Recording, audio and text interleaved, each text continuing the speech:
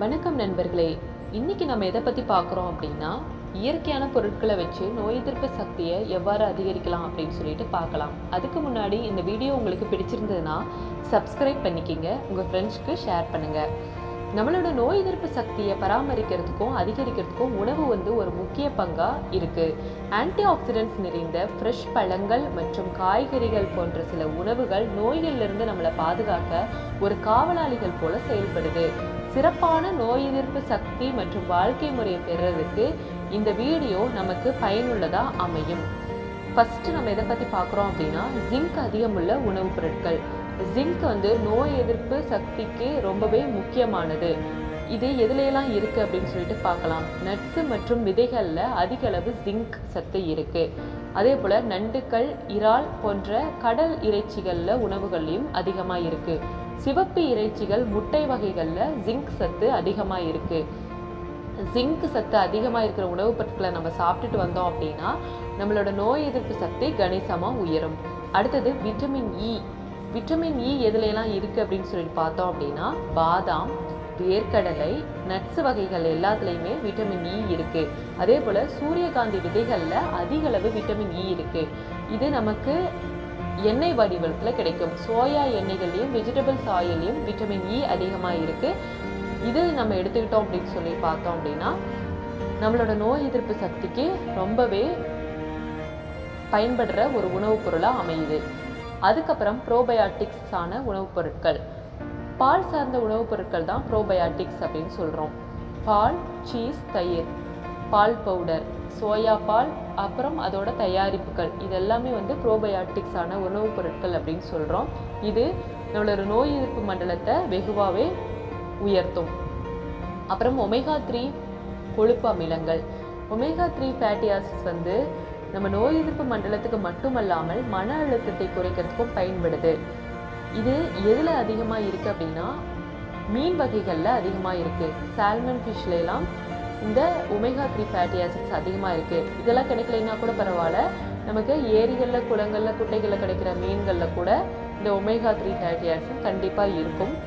அப்படி நமக்கு இந்த மீன் கிடைக்கல அப்படின்னு சொல்லிட்டு பார்த்தோம் அப்படின்னா, மீன் எண்ணெய்களை பயன்படுத்திட்டு வந்தோம் அப்படின்னா ஒமேகா 3 கொழுப்பு அமிலங்கள் நம்ம உடம்புக்கு கிடைக்கும். அப்புறம் ஆலி விதைகள்.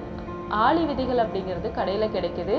அதை நம்ம வாங்கி பவுடர் பண்ணி வச்சுட்டு சுடு தண்ணியில் கலந்தோம் அப்படின்னா ஒரு ஜெல் போல் ஃபார்ம் கிடைக்கும். அதை சாப்பிட்டுட்டு வந்தோம் அப்படின்னா ஒமேகா 3 கொழுப்பு அமிலங்கள் நம்ம உடலில் கணிசமாகவே உயரும். இது நமக்கு உடலுக்கு தேவையான நல்ல கொழுப்பு அமிலங்கள் தான் இந்த ஒமேகா 3 ஃபேட்டி ஆசிட்ஸ் அப்படின்னு சொல்கிறோம். அடுத்தது விட்டமின் ஏ அதிகமுள்ள உணவுப் பொருட்கள். விட்டமின் ஏ பொதுவாகவே அதிக நிறமுள்ள காய்கறி வகைகளில் தான் இருக்கும். அதிக நிறமுள்ள காய்கறி வகைகள்னால் என்னென்னு பார்த்தோம், கேரட், மஞ்சள், பச்சை, சிவப்பு குடைமிளகாயில் இந்த விட்டமின் ஏ அதிகமாகவே இருக்குது. அப்புறம் மாம்பழங்களில் விட்டமின் ஏ இருக்குது. சீஸ், தயிரில் கூட விட்டமின் ஏவோட பர்சன்டேஜ் கொஞ்சம் இருக்குது. விட்டமின் ஏ அதிகமாக சாப்பிட்டுட்டு வந்தோம்னா கூட நமக்கு நோய் எதிர்ப்பு சக்தி அதிகமாக உயரும். அடுத்தது இரும்பு சத்து பொருட்கள். இரும்பு சத்து எதுலையெல்லாம் இருக்குது அப்படின்னு சொல்லிட்டு நமக்கே நல்லா தெரியும். பசலைக்கீரையில் இரும்பு சத்து அதிகமாக இருக்குது. மற்ற கீரை வகைகளில் கூட இரும்பு சத்துக்கள் இருக்குது. ப்ரக்கோலி நம்ம உடலில் நோய் எதிர்ப்பு மண்டலத்தை கணிசமாக பாதுகாக்கும். வெள்ளை அணுக்களோட உற்பத்தியை அதிகரிக்க செய்யுது. ப்ரக்கோலி சாப்பிட்டுட்டு வந்தோம் அப்படின்னா நம்மளோட இரும்பு சத்தும் கிடைக்கும், நோய் எதிர்ப்பு சக்தியும் அதிகரிக்கும். இது உடலுக்கு ரொம்பவே நல்ல ஒரு காய்கறி. அப்புறம் பீன்ஸ், பட்டாணி, முளைக்கட்டிய பயிர் வகைகளில் இரும்பு சத்து அதிகமாக இருக்குது. அடுத்தது செலினியம் அதிகமுள்ள உணவுப் பொருட்கள் எடுத்துக்கிட்டோம்னாலும் நமக்கு நோய் எதிர்ப்பு சக்தி அதிகரிக்கும். செலினியம் எதுலாம் இருக்குது அப்படின்னா, இறால், வான்கோழி, வாழைப்பழங்கள், அரிசி, ரொட்டி போன்ற முழு கோதுமை பொருட்கள், உருளைக்கிழங்கு, இதில் எல்லாத்துலேயும் செலினியம் அதிகமாகவே இருக்குது.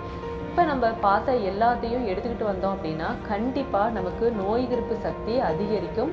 நோய்களிலிருந்து இது கண்டிப்பாக நம்மளை பாதுகாக்கும். அது மட்டும் இல்லாமல் நம்ம எதை செய்யணும் அப்படின்னா, புகைத்தல்ல நிறுத்தணும்.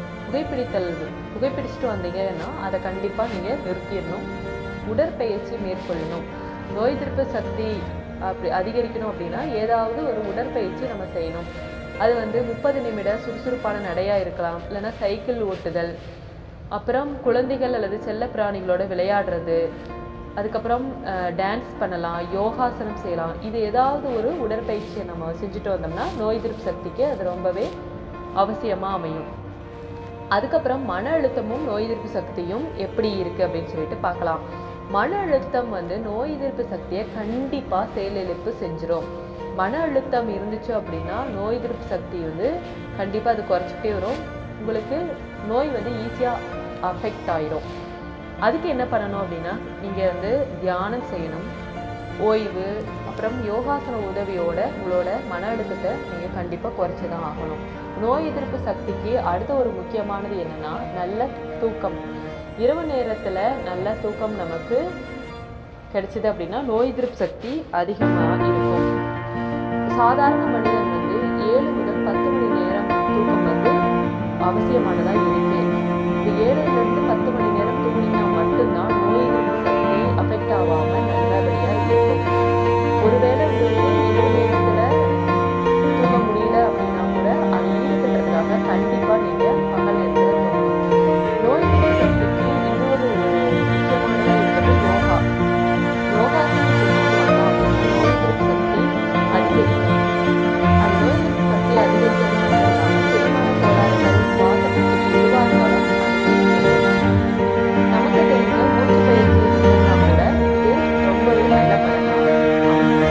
இன்னைக்கு நாம எப்படி நோய் எதிர்ப்பு சக்தியை அதிகரிக்கலாம், அதுக்கான உணவு பழக்க வழக்க முறைகளையும் அதே போல் உடற்பயிற்சி அதை அப்புறம் நம்ம எதெல்லாம் ஃபாலோ பண்ணணும் அப்படின்னு சொல்லிட்டு பார்த்தோம். மீண்டும் ஒரு நல்ல தலைப்பில் நான் உங்களை சந்திக்கிறேன். அனைவரும் நலமுடனும் வளமுடனும் வாழ ஆண்டவரை பிரார்த்திக்கிறேன். நன்றி, வணக்கம்.